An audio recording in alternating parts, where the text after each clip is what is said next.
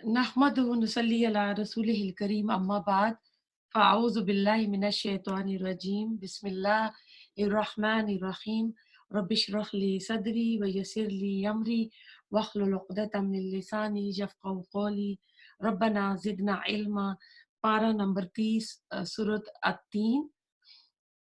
वत्तीने कसम है इंजीर की, वज़ैतून और ज़ैतून की, वतूर सीनीन और तूर सीना की, वहाज़ल बलद और इस शहर अल अमीन अमन देने वाले की।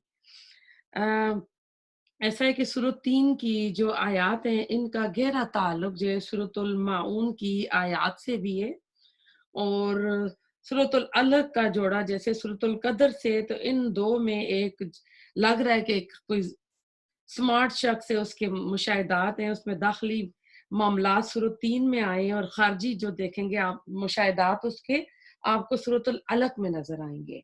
जिस तरह बलद का जोड़ा सूरतुल बलद का जोड़ा सूरतुल फजर से था, लेकिन सूरतुल बलद की इब्तदाई आयात अगर आप गौर करें तो वो सूरतुल 3 की जो पहली आयत है उनके साथ उनका गहरा रब्त है, लफ्जों के लिहाज से, रिदम के लिहाज से। तो कुरान में शायद ही आपको कोई इस तरह की मिसाल मिले।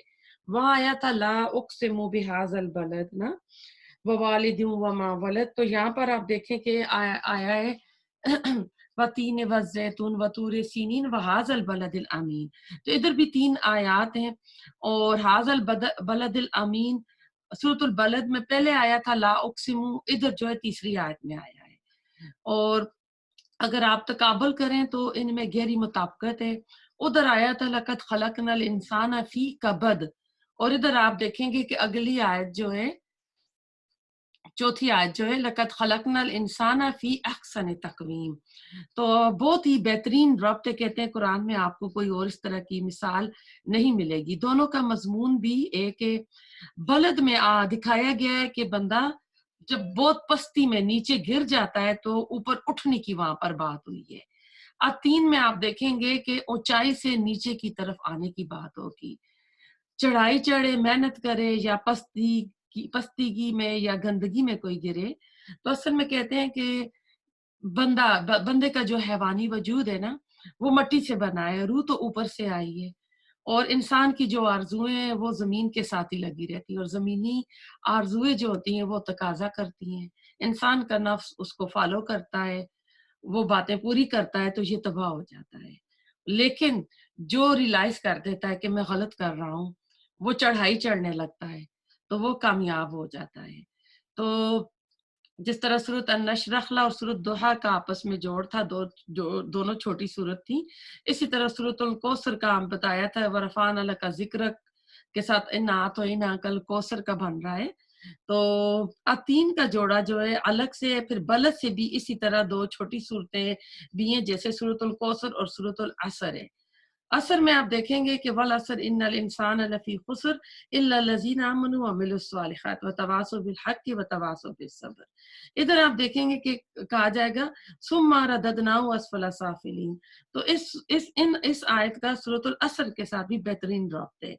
आखिरी 2 आयत जो है वमा युकज़्ज़िबू का बिद्दीन अलैहिस्सलाहु बिअहकमिल हाकिमीन, इसका कह रहे हैं कि जो वज़न है इसका जो जोड़ा बनता है सूरतुल माउन अराएतल्लज़ी युकज़्ज़िबु बिद्दीन से बनता है, फ़ज़ालिकल्लज़ी यदुल यतीम। तो यानी पस्ती में इंसान पड़ा हुआ है, दिखावे की नमाज कर रहा है, आम बरतने की चीजें भी लोगों को नहीं दे रहा है, वहां पे अखलाकी जो है पस्ती दिखाई गई है। थोड़ा सा ये जो पढ़ के आप भी हैरान होते होंगे कि एक तो उल्मा है कि एक तो तफसीर की हदीस के साथ, कुरान की कुरान के साथ, लेकिन आप देखेंगे किस तरह उल्मा ने इसके अंदर अपनी जानें खपाई हैं, अपना टाइम, अपनी सलाहियतें लगाई हैं, कि सूरतों का भी तकाबुल किया है, फिर आयात का भी उन्होंने किया है कि ये आयात उसके साथ मैच हो रही है और उसका रब्त इस आयत से बन रहा है। वतीन व जैतून, इसमें कह रहे हैं सलफ से ना इख्तलाफ चला आ रहा है।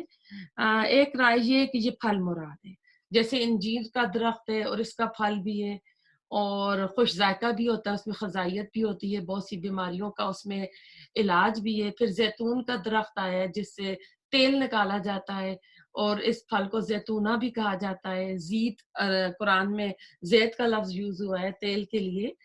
तो اس میں کہتے ہیں کہ یہ شام اور فلسطین کا علاقہ ہے، اور جس میں بکثرت یہ درخت پائے جاتے ہیں، اور اہل عرب کا یہ قاعدہ ہوتا تھا کہ جو چیز کسی علاقے میں زیادہ اگتی ہو نا، تو اس چیز سے اس علاقے کو مشہور کر دیتے تھے، اس جگہ کا نام نہیں لیتے تھے، اس پھل کا نام لینا شروع کر دیتے تھے۔ پھر طور سینین آیا ہے اس میں، تو سورۃ المومنون میں طور سینا کہا گیا ہے۔ تو آج بھی یہ سینا کا جو پہاڑ ہے، بلند پہاڑ موجود ہے، جو مصر سے مدین جاتے ہوئے راستے میں آتا ہے۔ اسی پہاڑ کی ایک چوٹی کا نام طور ہے۔ اسی پہاڑ کے دامن میں وادی کا نام طویٰ ہے، جسے قرآن میں وادی مقدس اور بقعۃ المبارکہ بھی کہا گیا ہے۔ اسی مقام پر موسیٰ علیہ السلام کو نبوت عطا کی گئی تھی، اور 2 دفعہ اللہ تعالیٰ نے کلام کیا تھا موسیٰ علیہ السلام کو۔ تو اصل میں قرآن میں جو قسمیں آئی ہیں نا، وہ ان کی عظمت کے اعتبار سے نہیں آتی ہیں۔ یہاں قسم آپ دیکھیں، کھانے والا کون ہے؟ اس کائنات کا سب سے عظیم رب اللہ سبحانہ تعالیٰ ہے۔ دنیا کی چیزیں اللہ کے سامنے بہت حقیر ہیں۔ ہم بندے اللہ کی قسم کھاتے ہیں، ہم کو منع کیا گیا کہ مخلوق کی قسم کھائیں، جیسے کوئی اپنے بیٹے کی، ماں کی، یا قرآن کی قسم کھانے سے بھی منع کیا گیا ہے۔ قرآن اللہ کا کلام ہے، قسم کھانی ہے تو اللہ کی قسم کھائیں۔ تو بات کی یقین دہانی کے لیے جب انسان قسم کھاتا ہے تو اس میں عظمت کا پہلو ہوتا ہے، کہ وہ اگلے کو بتانے کے لیے کہتا ہے کہ یہ بات میں نے نہیں کی، دیکھو میں فلاں کی قسم اٹھا رہا ہوں۔ لیکن اللہ نے قسم کھائی تو اللہ نے عظمت کے لیے نہیں کھائی ہے، اللہ نے گواہ کے لیے کھائی ہے۔ جیسے تیزی سے گزرنے والا زمانہ، والعصر ان الانسان لفی خسر، تو اللہ تعالیٰ نے زمانے کو گواہ بنایا۔ ادھر انجیر، زیتون، طور سینین جو ہیں، یہ گواہ کے طور پر آئے ہیں، اور یہ امن والا شہر بھی، وعد البلد الامین جو آیا ہے، یہ شعر بھی۔ تو یہ کہتے ہیں رائے درست بنتی ہے۔ مولانا فرائض صاحب نے ایک کتاب عربی میں لکھی، اس کا ترجمہ امین احسن الاصلاحی صاحب نے کیا۔ تو طور سین کوہ طور ہی مراد ہے، اس لیے التین و زیتون کا مراد ان مقامات سے ہی آتا ہے، اور یہ سلف میں بھی رائے موجود ہے۔ التین سے مراد کہتے ہیں جبل تین، شمالی عراق کے علاقے کا پہاڑی سلسلہ۔ تو کہتے ہیں کوہ جودی جو جس پر نوح علیہ السلام کی کشتی آ کر ٹھہری تھی، اس کا سلسلہ بھی انہی سے جڑ جاتا ہے۔ تو جہاں انجیر کے درخت زیادہ ہوں تو وہ اسی سے ان شہروں کو پکارنا شروع کر دیتے ہیں۔ حضرت عیسیٰ علیہ السلام کی یہ سرزمین بنتی ہے، موسیٰ علیہ السلام، نوح علیہ السلام کی یہ سرزمین بنتی ہے۔ تو اب دیکھیں عیسیٰ علیہ السلام کے جو واعظ تھے، سرمن جو انہوں نے دیے تھے، وہ انجیل میں ٹاپ کا ان کا واعظ آتا ہے، وہ انہوں نے اس انجیر کے پہاڑ پر دیے تھے۔ کوہ زیتون جہاں عیسیٰ علیہ السلام نے وہ واعظ دیے تھے۔ اور اس میں ایک اور رائے ہے کہ یہ طور کہتے ہیں پہاڑ کو، اس لیے طور سینین آیا ہے، جبل طور جس پر موسیٰ علیہ السلام بلائے گئے تھے، جہاں پر ان کو نبوت ملی تھی۔ بلد الامین کیوں کہا؟ امن والا شہر کیوں کہا؟ اس لیے کہا کہ بدترین جاہلیت کے دور میں بھی یہ شہر امن کا گوارا رہا ہے۔ عرب اپنے بدترین جانی دشمن کو بھی اگر پا لیتا تھا مکہ کے اندر، حرم کے اندر، چاہے وہ اس کے باپ کا قاتل ہی مل جائے، وہ اس کو سالوں سال ڈھونڈ رہا ہوتا تھا، لیکن یہاں اسے وہ کچھ نہیں کہتا تھا۔ تو وہ تین و زیتون، تین اور زیتون میں یعنی تین اور زیتون سے مراد ان جگہوں کی قسم نہیں ہے، بلکہ اللہ تعالیٰ نے ان کو گواہ بنایا ہے۔ اب مقسم علیہ کیا ہے، کس کے اوپر اللہ تعالیٰ نے قسم کھائی ہے؟ اس میں بہت سے حضرات جو ہیں کہتے ہیں جزا اور سزا کے اوپر کھائی، وما یکذبک بعد بہ، سورت کے آخری سرے کو انہوں نے جوڑ دیا جس میں آیا ہے الیس اللہ باحکم الحاکمین۔ تو سورت بلد کے ساتھ بھی اس کا ربط تھا، لقد خلقنا الانسان فی کبد، اور لقد خلقنا الانسان فی احسن تقویم۔ تو کہتے ہیں کہ یہ دورے جو آج کا جو ہمارا دور ہے، یہ دجالیت کا دور ہے۔ تو دجالیت کیا ہوتا ہے کہ ایک آنکھ بند ہوتی ہے اور ایک کھلی ہوتی ہے۔ تو اس سے مراد کیا ہے کہ ہماری روح سے آنکھ بند ہے، یعنی روح کی خزاں ہم پوری نہیں کر رہے، روح کے تقاضے ہم پوری نہیں کر رہے ہیں۔ جسم کی طرف جو جسم زمین سے مل رہا ہے، اس کی جتنی حیوانی خواہشات ہیں نا، اس آنکھ کو ہم نے کھولا ہوا ہے۔ تو کہتے ہیں ایک ریسرچ کا موضوع ہوتا ہے، ایک علم کا موضوع ہوتا ہے، تو ترقی کا موضوع جو ہوتا ہے نا، تو انسان بدن پہ زیادہ کر رہا ہے روح کے مقابلے میں۔ بدن پر زیادہ محنت اور ریسرچ کا کام ہو رہا ہے. آخرت کے بدلے میں دنیا پر ہو رہا ہے. جدوجہد جو ہو رہی ہے انسان کی وہ دنیا پر ہو رہی ہے. کوشش اور صلاحیتیں انسان کی جو ہیں دنیا پر لگ رہی ہیں. روح کو نہیں جانتے، روح نظر نہیں آتی، جسم نظر آتا ہے. روح کی طرف سے ہماری آنکھ بند ہو چکی ہے. اللہ بھی عالم غیب میں، اللہ بھی ہم کو نظر نہیں آتا. کائنات نظر آتی. تو کہہ رہے یہ دجالیت ہے کہ آج کا انسان جو بالکل اپنے آپ کو ایک حیوان سمجھنے لگا ہے. اور انسان کا آج کا جو ہے نا اس کی کوانٹیٹیز ہیں، کہتے اس کی کوالٹیز جو ہے وہ نہیں رہی ہیں. مقدار زیادہ ہے، کوالٹیز جو ہے کم ہو گئی ہیں.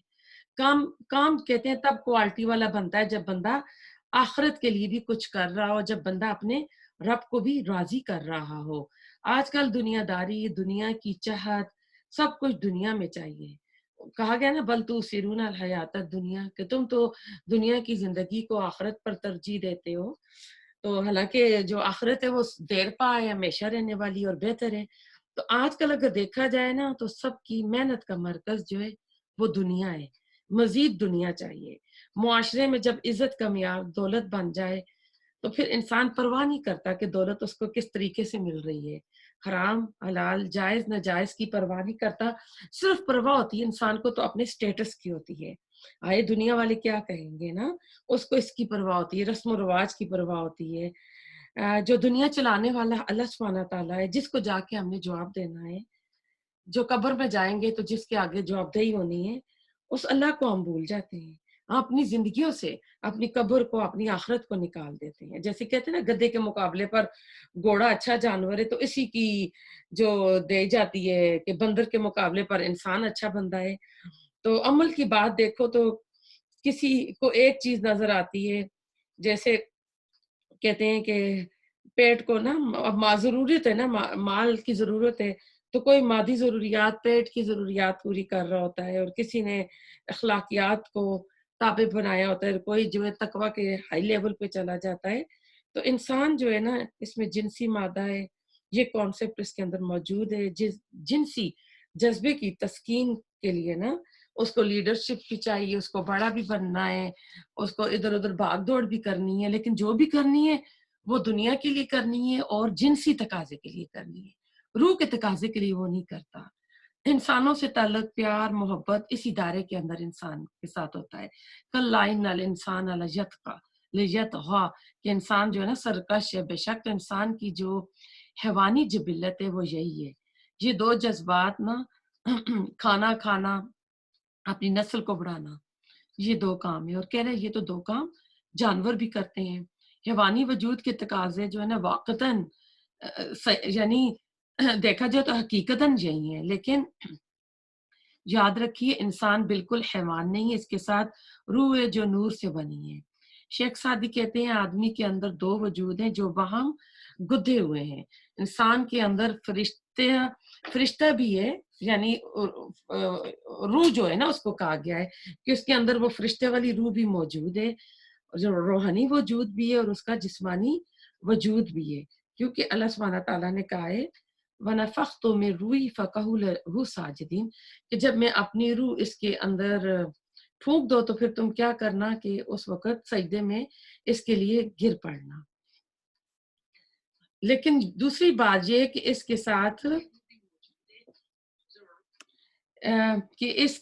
ساتھ اس کا حیوانی وجود بھی لگا ہوا ہے، حیوانی جبلت بھی اس کے اندر ہے.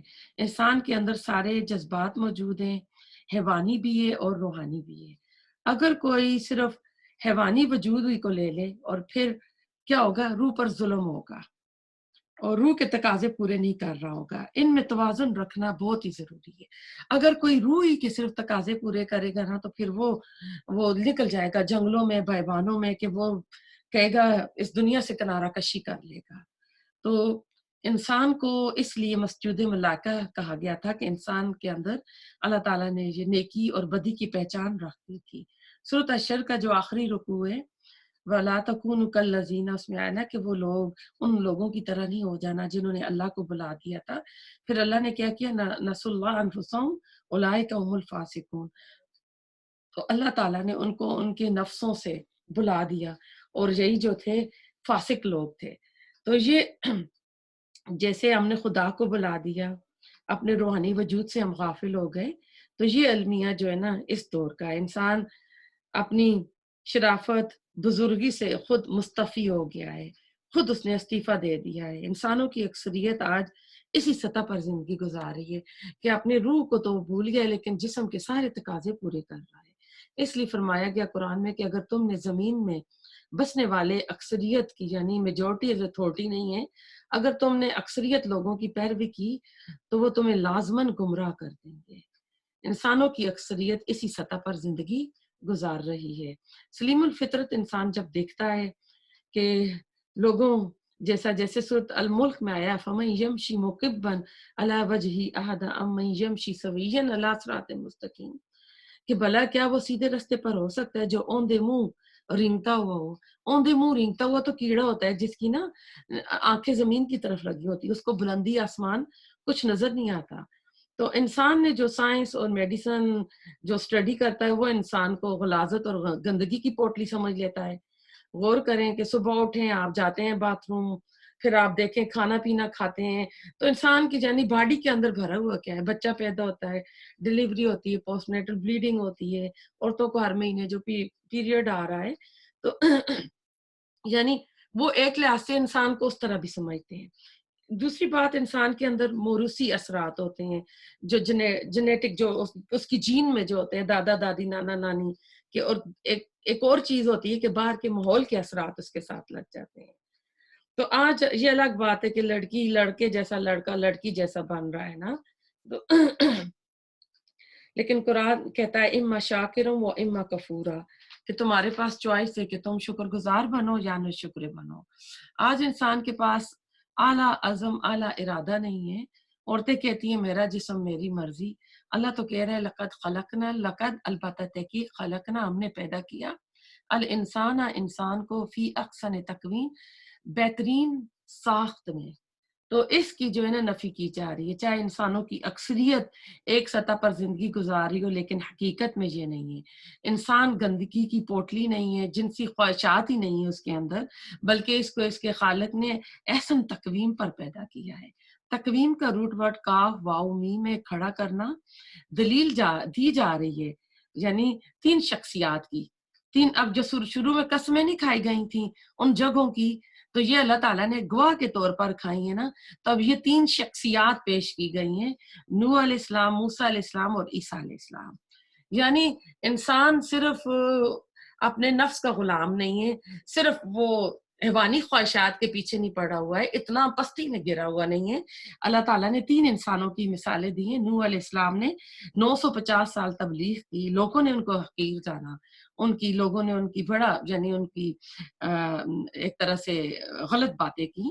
پھر عیسیٰ علیہ السلام کے آواز دیکھ لیں، ان کی شخصیت جو تھی وہ پستی والی نہیں تھی. کہتے ہیں عیسیٰ علیہ السلام کے زمانے میں ایک عورت کو رجم کیا جا رہا تھا. شادی شدہ عورت زنا کرے تو اس کو پتھر مار کے مارا جاتا ہے. تو سب لوگ باہر نکل کے اس کو برا بھلا کہہ رہے تھے. عیسیٰ علیہ السلام آئے تو کہا یہ صحیح ہے کہ اس سے غلطی ہو گئی ہے، لیکن اس کو پہلا پتھر وہ شخص مارے جس نے زندگی میں کبھی کوئی بدکاری نہ کی ہو. تو آپ کو پتہ ہے پورا مجمع وہاں سے چھٹ گیا تھا، کوئی ایسا بندہ تھا ہی نہیں کہ جس سے کوئی غلطی نہ ہوئی ہو، کوئی گناہ نہ ہوا ہو. تو عیسیٰ علیہ السلام کے جو ہے واعظ جو ہے مشہور ہیں. طور سینین سے مراد یہ جگہ نہیں ہے بلکہ اولو العزم یہ شخصیتیں ہیں، نوح علیہ السلام، موسیٰ علیہ السلام اور عیسیٰ علیہ السلام. ان کی شخصیتوں کو پیش کیا جا رہا ہے کہ انسان بہت بلند ہے. یہ بھی عام پیدائش سے پیدا ہوئے تھے، یہ بھی انسان تھے، یہ بھی انسان کے نطفے سے پیدا ہوئے، ماں کے بطن سے پیدا ہوئے. ان کی عظمت کا ثبوت ہے کہ انسان لقد خلقنا الانسان فی احسن تقویم. اور آپ دیکھیں مکی صورت ہے کہ اے مکہ والو حاذ البلد الامین جو آیا ہے نا، مکہ والوں کو بتایا جا رہا ہے کہ کیا تم رسول اللہ صلی اللہ علیہ وسلم کو دیکھ کر یہ کہو گے کہ انسان صرف پستی کا نمونہ ہے. سورۃ نون میں آیا ہے نا والنون والقلم وما یسطرون انک لعلی خلق عظیم. آپ تو اخلاق کی بہت اعلیٰ جو جگہ ہے نا اس پہ اللہ تعالیٰ نے آپ کو رکھا ہوا تھا. اے محمد آپ اخلاقی حسنہ کے اعلیٰ درجے پر فائز ہیں. اے مکہ والو تم ہی انہیں صادق اور امین بھی کہتے ہو. تم ان سے محبت بھی کرتے ہو. یقیناً انسان کو ہم نے بہترین ساخت پر پیدا کیا ہے، بلند ترین مقام پر. لیکن ہوتا کیا ہے، سما پھر رددناہ لٹا دیا ہم نے اسے اسفلا سب سے نچلا، سافلین نچلوں میں سے. ہم نے اس کو گرا دیا نچلوں میں بھی سب سے نچلا. آپ دیکھیں گوائیاں کتنی آئی تھیں. عیسیٰ علیہ السلام کو گواہ بنایا، موسیٰ علیہ السلام کو بنایا، نوح علیہ السلام، رسول اللہ صلی اللہ علیہ وسلم کے اعلیٰ اخلاق کو بنایا گیا. حاذ البلد الامین آیا تو مراد جگہ نہیں ہے، بلکہ یہ عظیم شخصیات ہیں، اولو العزم پیغمبر ہیں. ثبوت کے طور پر اللہ تعالیٰ نے پیش کیا ہے ان کی عظمت ثبوت کے لیے، انک لعلی خلق عظیم. تو یہ دو جو آیات لقد خلقنا الانسان فی احسن تقویم، تو اللہ تعالیٰ نے گواہی دی ہے نوح علیہ السلام کی شخصیت کی. اللہ تعالیٰ نے شاہد بنایا ہے عیسیٰ علیہ السلام کو، موسیٰ علیہ السلام کی عظمت کو بنایا ہے، رسول اللہ صلی اللہ علیہ وسلم کے اخلاق کو گواہ بنایا ہے کہ انسان کو میں نے بہترین ساخت پر پیدا کیا ہے. یہ آیت مقسم علیہ، یعنی قسموں کا جو جواب آتا ہے نا یہ ہے. لیکن معاملہ آگے چل رہا ہے، ثم رددناہ اسفل سافلین. تو اس کا معنی کیا ہوگا؟ انسان کی شخصیت مرکب ہے. انسان کی شخصیت کے دو پہلو ہیں. بلند ترین مقام بھی انسان کا ہے، اور وہ اس کے روحانی جو اس کے اندر دو وجود ہے نا، دو پہلو ہیں. روحانی پہلو سے اس کا جو ہے بلند ترین مقام ہے، لیکن حیوانی وجود کے اعتبار سے انسان جو ہے نچلوں سے بھی نیچے گر جاتا ہے. اس میں خود شعوری کی صرف 3 مخلوقات ہیں اس کائنات میں جن کو اللہ تعالیٰ نے شعور دیا. 3 مخلوقات ہیں اس میں. تو اس میں ڈاکٹر رفیع الدین کی تفسیر سے لیا گیا ہے. سیلف کانشنس شعور کو کہتے ہیں نا، ضمیر کا جو طالب. اس میں مجھے ایک کوٹ یاد آ گیا ہے کسی کا، کہتے ہیں کہ آپ ضمیر کے طالب علم بن جاؤ اور نفس کے مالک بن جاؤ. ہم نفس کے مالک ہوتے ہیں اور جو ضمیر ہے اس کے استاد بن جاتے ہیں، کیونکہ ضمیر بندے کو ملامت کرتا ہے نا. تو اگر ہم ضمیر کے طالب علم بن جائیں گے نا، تو ٹیچر کیا کرتا ہے، استاد بتاتا ہے نا اسٹوڈنٹ کو ایسے کرو، ایسے نہیں، ایسے کرو، سکھاتا ہے. تو ضمیر ہمیں سکھائے گا. جب ضمیر سکھائے گا تو کیا ہوگا، ہم نفس کے مالک بن جائیں گے، نفس ہمارے کنٹرول میں ہوگا. جیسے گھوڑے کی لگام بندے کے ہاتھ میں آ جاتی ہے، تو تب انسان انسانیت کے اعلیٰ درجے کو پہنچتا ہے. جب انسان ضمیر کا مالک اور نفس کا غلام بن جائے تو پھر ثم رددناہ اسفل سافلین بن جاتا ہے. تو 3 مخلوق اللہ نے جو پیدا کی ہیں، نمبر 1 فرشتے، نمبر 2 جو آئے گا جنات، اور نمبر 3 آئے گا انسان. خود شعوری اور کہیں پر بھی نہیں ہے، کسی اور اس کائنات میں کسی اور جاندار میں یہ چیز نہیں ہے. لیکن اب انسان جو ہے اللہ تعالیٰ نے اس کو اشرف المخلوقات بنایا. تو انسان نیچے گر جاتا ہے. اب حیوانی وجود جو ہے نا، یعنی اس کی جب مانتا ہے، اس کی خواہشات پوری کرتا ہے نا، تو پھر وہ نیچے سے نیچے چلا جاتا ہے. قرآن اس کو وہاں کہتا ہے کہ یہ وہاں حیوانوں سے بھی بدتر ہے. مولانا مودودی نے فرمایا جب انسان کو شہوت غالب آتی ہے تو وہ سور خنزیر کو بھی پیچھے چھوڑ دیتا ہے، یہ ان سے بھی آگے نکل جاتا ہے.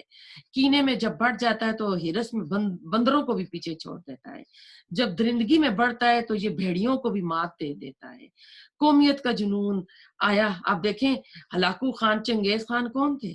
جہاں جاتے تھے تباہیاں بربادیاں کرتے تھے، تیس نیس کر دیتے تھے، بچوں کو، عورتوں کو، بوڑھوں کو مار کے پھر ان کے قبیلے، ان کے جو ٹینٹ ہے ان کے آگ لگا دیتے تھے، کھوپڑیوں کے ڈھیر لگا دیتے تھے. پھر دیکھیں سود کی وجہ سے باطن سیاہ اور انسان جو ہے سخت ہو جاتا ہے. صرف درندوں والے انسان کے پاس کہتے ہیں پنجے اور دانت نہیں ہوتے ہیں، باقی انسان سب کچھ کر گزرتا ہے. پرندہ اڑ سکتا ہے، اس کے ساتھ اگر بھاری پتھر باندھ دینا وہ نہیں اڑ سکے گا.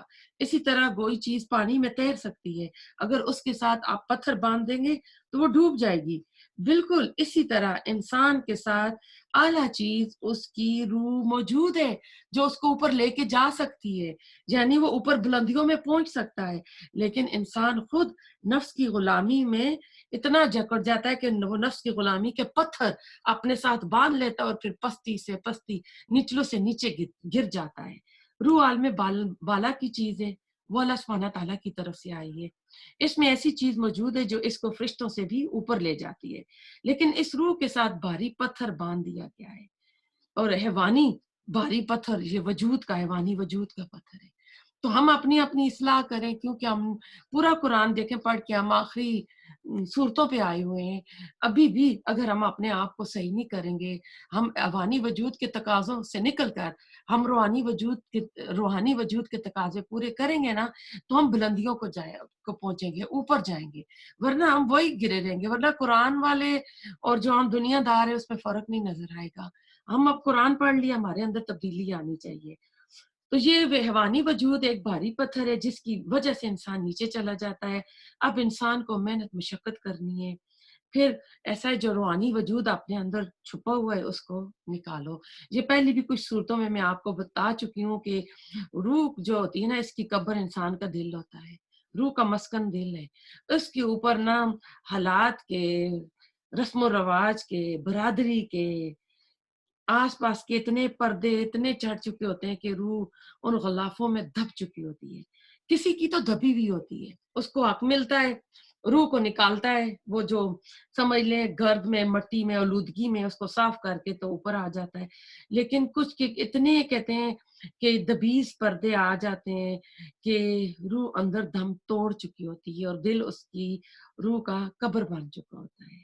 تو ہم روح کو اس قبر سے نکالیں، روح اس کے اندر مدفن ہے۔ قد افلح المومنون، قد افلح من تزکا۔ تو غبارہ ہے، وہ بھاری پتھر سے بندھا ہوا ہے، وہ غبارہ ہماری روح ہے جو ہمیں اوپر لے کر جائے گا۔ انسان کا وجود مرکب ہے، حیوانی وجود اور پلس روح، تو ایکول انسان بنے گا۔ پھر یہاں پر علماء نے کہا ہے کہ سما کا لفظ کیوں آیا ہے۔ انسان کی اصل تخلیق تو عالم ارواح میں ہوئی ہے، اس کی بلند شخصیت جو ہے پہلے وجود میں آئی ہے۔ اس کا حیوانی وجود تو بہت بعد کی پیداوار ہے۔ یہ بدن زمین سے آیا، بہت مدت بعد آیا تھا۔ وجود روحانی پہلے تھا، اس لیے سما آیا ہے۔ بھاری پتھر انسان کا نفس امارہ ہے، اور غبارہ زمین سے بندھا ہوا ہے، اس کو اوپر جانے نہیں دیا جا رہا ہے۔ یہ بھاری پتھر بعد میں بند گیا، یعنی یہ روح تو ایک غبارے کی طرح تھی، ہلکی تھی، اوپر اڑ رہی تھی، پھر حیوانی وجود ملا تو اس نے اس کو زمین کے ساتھ باندھ دیا۔ انسانی شخصیت کے دو رخ ہیں، دو وجود ہیں، ایک طرف انسان فرشتہ ہے تو دوسری طرف انسان جو ہے وہ حیوان ہے۔ اعلیٰ وجود کے لحاظ سے انسان کے اندر جو چیز ہوتی ہے اس کو فطرت کہا جاتا ہے۔ فطرت بلند ترین چیز ہوتی ہے۔ فطرت اللہ التی فطر الناس علیہ، قرآن میں اللہ تعالیٰ نے کہا ہے، اور حدیث میں کل مولود علی فطرتن، کہ ہر بچہ فطرت پہ پیدا ہوتا ہے۔ پھر اس کے ماں باپ اس کو یہودی، نصرانی یا مجوسی بنا دیتے ہیں۔ لقد خلقنا الانسان فی احسن تقویم، یہ فطرت ہے۔ دوسرا اس کو طبیعت یا خلقت سے بھی ہے، تو فطرت جو ہے یہ عالم امر کی چیز ہے، اس کو طبیعت یعنی فطرت جو ہے یہ عالم امر کی چیز ہے۔ دوسری جو چیز ہوگی اس کو طبیعت یا خلقت بولیں گے، وہ عالم خلق کی چیز ہے۔ اور عالم امر میں آپ کو پتہ ہے کہ بتایا ہے کئی بار کہ کن فیکون، جہاں اللہ تعالیٰ کہتا ہے ہو جا تو چیز ہو جاتی ہے، روح وہاں کی چیز ہے۔ اور خلق یہ انسان اس میں، جس میں چیزیں گریجولی ہوتی ہیں۔ اسی طرح آپ دیکھیں کہ مٹی سے انسان کا وجود بنانا، تو خلق الانسان ضعیفا آیا ہے سورۃ النساء میں، خلق الانسان من العجل آیا ہے کہ انسان جلد بازی انسان کے اندر پیدا کیا ہے، انسان ضعیف ہے۔ خلق الانسان حلوا، انسان پیدا کیا گیا ہے تھوڑ دلہ، کم ہمت والا۔ تو ایک وجود اعلیٰ ہے جو روحانی ہے، پہلے وہ بنا، وہ جس کو فطرت اللہ التی فطر الناس آیا، جس کو حدیث نے کل مولودن کر کے لفظ آئے ہیں کہ ہر بچہ فطرت پر پیدا ہوتا ہے۔ حیوانی وجود ظلوم بھی ہے، جہول بھی ہے، حلوہ بھی ہے اور ضعیف بھی ہے۔ پتہ چلا یہ ساری کمیاں، کوتاہیاں اس کی خلقت میں ہے، اس کی طبیعت، اس کی فطرت میں اس کی طبیعت اور خلقت میں ہے، اس کی فطرت میں نہیں ہے۔ اس کے برعکس اس کی فطرت جو ہے اعلیٰ ہے، بلندی سے ہے۔ جب انسان پستی میں گرے نا تو اس کے لیے فطرت کا استعمال وہاں نہیں کرنا چاہیے، علماء کہتے ہیں فطرت اعلیٰ چیز ہے۔ इल्ला लज़ीना सिवाय इन लोगों के आमनू, आयत नंबर मैं 6 पे आई हूँ, ईमान लाए व अमलू और उन्होंने अमल किए, अस्सालिहात नेक, फलहुम तो उनके लिए अजरुन अजर गैर ना ममनून खत्म होने वाला। अब ऐसा है, चढ़ाई चढ़नी है, बुलंद होना है, हकीकत को जानना है, अपने अमाल को बदलना है। सूरत बलद में इसको अल्लाह ताला ने अकबा कहा है, फको रकबा, तो ये चढ़ाई चढ़नी है। सूरत अल असर का भी यही मजमून होगा। मौलाना एहसन इस्लाही साहब ने सूरत मुदस्सर में जो सऊदा आया था ना, तो उसमें वलीद अल मुगीरा के लिए कहा था कि वो जहन्नम में वो पहाड़ी चढ़ता रहेगा। मिराज के मौके पर जब आप सल्लल्लाहु अलैहि वसल्लम ने अजाब की ये शक्ल देखी थी कि कुछ लोग चढ़ाई चढ़ते थे, हाँफते, मुशक्कत से ऊपर जाते तो उनको ऊपर से नीचे गिरा दिया जाता, और वो मुसलसल गिराए जा रहे थे और ऊपर चढ़ते जा रहे थे। तो मौलाना इस्लाही साहब इसके बारे में कहते हैं, चढ़ाई तो चढ़नी है, चढ़ाई तो चढ़नी पड़ेगी, आप चाहे इस दुनिया में चढ़ जाएं या फिर आखिरत में। यानी ये चढ़ाई चढ़नी है हमने, तो वाई नॉट हम इस दुनिया में शुरू कर लें। दुनिया में कर लेंगे तो वहां आखिरत की जो मेशकी की जिंदगी है ना, जिसको अबदा का लफ्ज आया, हम फिया खालिदून आया है, हम उसको क्यों ना अच्छा कर लें। जहां आपने मुस्तकिल परमानेंट रहना होता है ना, उसमें आप ज्यादा आसाइशें रखते हैं। जिस जिस जगह आपने 4 दिन के लिए रहना हो, तो आप वहां सामान भी हाथ में लेके जाते हैं तो थोड़ा सा लेके जाते हैं, हैंड कैरी ले जाएंगे, जरूरत की चीजें, ट्रेवल साइज की आपको मिलते हैं ना छोटे छोटे पैकेज, आप वो लेकर जाते हैं। बड़ी बड़ी शैम्पूज, बड़ी बड़ी चीजें अपने मेकअप की जो भी, वो नहीं लेकर जाते हैं। हर चीज ट्रेवलिंग साइज की होती है।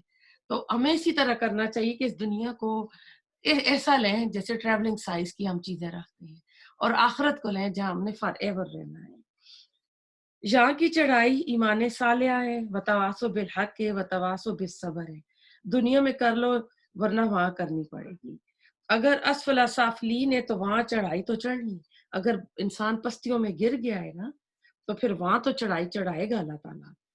तो फर्क इतना है कि दुनिया की चढ़ाई एक दिन खत्म हो जाएगी, या तो मौत की शक्ल में या क़यामत की शक्ल में, लेकिन अजर उसका बाकी रहेगा। आखिरत की चढ़ाई जो है ना, कभी नहीं बच होगी खत्म, वो हमेशा रहेगी। और आप फिर सोचें, वहीं पर अगर आपने यही, आप दोस्त बरादरी, कबीला, कुंबा, रस्म और रिवाज, जिनके लिए हम ना अपने नाक के लिए, अपने नामो नमूद के लिए हम करते हैं ना अल्लाह ताला को नाराज, तो वही लोग वहां नजर आएंगे। तो जब हम इस तरह की चढ़ाइयां चढ़ रहे होंगे, तो वहां एक तरह हमारी बेइज्जती नहीं होगी। तो उस दिन की बेइज्जती का भी हम ख्याल रखें ना, जहाँ हम कहते हैं आए लोग क्या कहेंगे, तो वहां भी तो लोग देखेंगे ना। तो हम ये सोचे ना, वहां तो हमेशा होगा। तो अल्लाह ताला कहते हैं कि लक़द खलक़नल इंसान फ़ी अहसन तक़वीम, ये रूहानी वजूद है। सुम्मा रददनाहु अस्फ़ला साफ़िलीन, ये इंसान का हैवानी वजूद है। तो चढ़ाई जो चढ़नी है, लल्लज़ीना आमनू व अमिलुस सालिहात, तो ये जो है वो लोग हैं जो चढ़ाई चढ़ने वाले हैं। कुरान में आया वल अमलु सालिहु यरफ़उ ना, कि अच्छा कलमा भी ऊपर चढ़ता है, अच्छे अमाल भी ऊपर चढ़ते हैं, अच्छा ख्याल, अच्छी बात ऊपर चढ़ती है। सदका बिल हुस्ना फसनुयस्सिरुहु लिल युस्रा, ये आया है ना, अमल से जिंदगी बनती है ना, तो मेहनत करनी है, चढ़ाई चढ़नी है। फलहुम अजरुन गैरुन ममनून, इंसान अपने उस मकाम को दोबारा हासिल कर सकता है जिस पर अल्लाह ताला ने इसको बनाया है, इस जिसके लिए इसको बनाया है। तो इस, कहते हैं ना, इस एरोप्लेन के साथ ना भारी लंगर, एंकर बंधा हुआ है। जैसे कोई शिप पानी में खड़ा होता है ना, तो वो एंकर जमीन के अंदर होता है ना, तो उसके जो कुंडे होते हैं जाके एंकर में लगते हैं, तो वो शिप पानी में खड़ा हो जाता है। वरना तो आपको पता है समुद्र के पानी के अचकोलों से वो जहाँ उन्होंने पार किया, वो कहाँ से कहाँ चला जाए। तो इसी तरह कह रहे हैं कि ये जो हमारा ये जहाज है ना, एरोप्लेन है, इसके साथ ये जमीन का कोई भारी एंकर है, वो बंधा हुआ है, उसको ऊपर उठने नहीं दे रहा है। और ये एंकर क्या है? ये हवानी वजूद है, ये इंसान का नफ्से अमारा है। तो बहुत बड़ा बोझ है, गुब्बारे के साथ लग गया है, उसको उड़ने नहीं दे रहा है। कद अफ़लह मन तज़क्का, कद अफ़लह मन ज़क्का, वक़द ख़ाब मन दस्साहा। करना क्या है? फ़अम्मा मन आता वत्तका वसद्दक़ बिल हुस्ना फसनुयस्सिरुहु लिल युस्रा। तो ये नहीं करना है। वअम्मा मन बख़िला वस्तग़ना वकज़्ज़ब बिल हुस्ना फसनुयस्सिरुहु लिल उसरा। अब देखें, ये दो किरदार हमने पढ़े ना सूरत लेल में, तो यहाँ भी वही दो आ गई हैं। एक इंसान का रूहानी वजूद है। अब ये جو کہا گیا نا کہ یہ ابو بکر صدیق نے کر کے دکھایا تھا نا، یہ آیات ان کے لیے نازل ہوئی تھی. تو ہم خود کو گرائیں نہیں. اس میں پھر آتا ہے واجون یانو مالو ذات ردا، تو جس کا مال و دولت، بیٹے جیسے ولید بن مغیرہ کو لے لیں، ابو جہل کو لے لیں، جو بھی آج کے زمانے کا کریکٹر مال و دولت والا، نام و نشا جس کا نام ہے بہت، اور لیکن وہ اللہ تعالیٰ کے کلام کو جھٹلا رہا ہے، منمانی کر رہا ہے، تو وہ خود کو گرا رہا ہے جہنم کے گڑھے میں، اپنے آپ کو گرا رہا ہے. تو وہاں پر اس کا مال و اسباب کام نہیں آئے گا، پستیاں اور گرائیاں ہوگی جو اس کا مقدر بنے گی. ایمان عمل صالح جو ہے یہ انسان کو بلندیوں کی طرف لے جاتا ہے، جو کہ ہمیشہ کی بلندی ہوتی ہے. اب اس میں ایک نتیجہ نکل رہا ہے، سورت کا مضمون تو ایک طرح سے مکمل ہو چکا ہے. فما تو کیا آمادہ کرتا ہے، فما کہ میں آپ کو دو معنی بتاؤں گی. یکذبو کا جھٹلانے پر تجھے، بعد اس کے بدین بدلے کے دن کو. دین کے ہم نے جب سورت فاتحہ پڑھی تھی تو 3 مطلب بتائے تھے نا. مالک یوم الدین ایک بدلے کا دن تھا نا، جزا اور سزا کا، اور ایک اس کا دین کا مطلب ریلیجس، ہمارا دین جس کو دین اسلام بولتے ہیں، ان الدین عند اللہ الاسلام. اور ایک جو ہے سورہ یوسف میں ہم نے پڑھا تھا، آپ لکھ لیں اگر نہیں لکھا تھا پہلے تو، بادشاہ کا دین آیا تھا، یعنی طور طریقے رسم و رواج کے لیے بھی آتا ہے دین کا لفظ. تو وما مصدریہ ہے، اور کہتے ہیں ماں من کے معنی میں بھی آئی ہے، جس طرح سورہ شمس میں نے آپ کو بتایا تھا. قرآن کے اعلیٰ مضامین جو ہے نا ضمناً آتے ہیں. عام طور پر قرآن کے مخاطب جو ہیں عرب ہیں، خاص کر بدو تھے، ان پڑھ تھے. قرآن ان کے انداز میں سادے لہجے میں نازل ہوا ہے. وَلَقَدْ يَسَّرْنَا الْقُرْآنَ هَلْ مِن مُدَّكِرٍ، کہ ہم نے قرآن کو آسان نازل کیا ہے کوئی اسے نصیحت حاصل کرنے والا. اگر ایسا نہ ہوتا تو اس کتاب کو کتاب نور مبین نہ کہتے، ورنہ قرآن صرف فلسفیوں کے لیے رہ جاتی. اس کو صرف وہ بڑے اعلیٰ دماغ والے جو لوگ ہیں نا، فلسفی علامہ اقبال ٹائپ کے لوگ، وہی سمجھتے. قرآن کا اصل خطاب جو ہے نا عرب کے بدو، عام جو دیہاتی لوگ ہیں وہ ہیں. اس لیے آپ نے دیکھا ہوگا قرآن میں ایک ہی مضمون کو بار بار ریپیٹ کیا گیا ہے، بار بار سٹوریز بتائی گئی ہیں بتانے کے لیے. ختم نبوت کا مضمون قرآن میں سورۃ الاحزاب میں تھوڑا سا آیا ہے، حالانکہ یہ اہم ترین مضمون ہے، لیکن اس کا ہلکا سا ذکر آیا ہے. تو ماں جو ہے من کے معنی میں آئی ہے، تو کون جھٹلا رہا ہے؟ جو کہ اپنی آنکھوں سے دیکھ رہا ہے. اس معاشرے میں ابو بکر صدیق بھی ہیں، عثمان غنی بھی ہیں، سعید بن زید ایک شخص تھے، یہ زید تھے، سعید بن زید کے والد تھے. تو یہ رسول اللہ علیہ وسلم کی نبوت سے پہلے فوت ہو گئے تھے. 3 لوگ تھے جو حق کے متلاشی تھے، جس طرح ورقہ بن نوفل تھے. انہوں نے تو رسول اللہ علیہ وسلم سے ملاقات کر لی تھی اور بتا بھی دیا تھا.